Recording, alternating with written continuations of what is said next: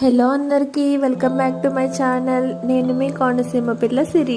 ఈ వీడియోలో నోరూరించి చింతకాయ బద్ద రొయ్యల కూర చేయబోతున్నాను. ఈ పద్ధతిలో ఒకసారి చేయండి, 2 సార్లు తినే భోజనం 4 సార్లు తింటారు. ఈ కర్రీ అనేది అంత బాగుంటుంది. పాతకాలంలో చింతకాయలు రొయ్యల కూర ఇలానే చేసేవాళ్ళంట. మా పెద్దమ్మ చేస్తుంది. ఈ ప్రాసెస్ లో చాలా టేస్టీగా నోరూరించేలా ఉంటుంది. మా గోదావరి సైడ్ అంటేనే ఇలాంటి ఎన్నో రకరకాల రెసిపీస్ ఉంటాయి. మీరు కూడా నేర్చుకోవాలంటే ఛానల్ ని సబ్స్క్రైబ్ చేయండి. ఈ కూరని ఎలా చేయాలి అనేది స్టార్ట్ చేద్దామా. ముందుగా పులుపుకు తగ్గట్టుగా చింతకాయలను తీసుకొని నేను చూపిస్తున్న విధంగా బద్దలుగా కట్ చేసుకోవాలి. నేను ఆల్రెడీ కట్ చేసి పెట్టాను. ఇప్పుడు ఈ చింతకాయల్లో గింజలు ఉంటాయి కదా, వీటిని చాకుతో తీసేసుకోవాలి.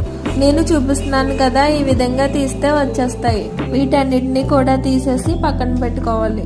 మిక్సర్ జార్ లోకి 2 ఆనియన్స్ ముక్కలుగా కట్ చేసి వేసుకొని 1 స్పూన్ జీలకర్రను కూడా వేసి మెత్తగా గ్రైండ్ చేసుకొని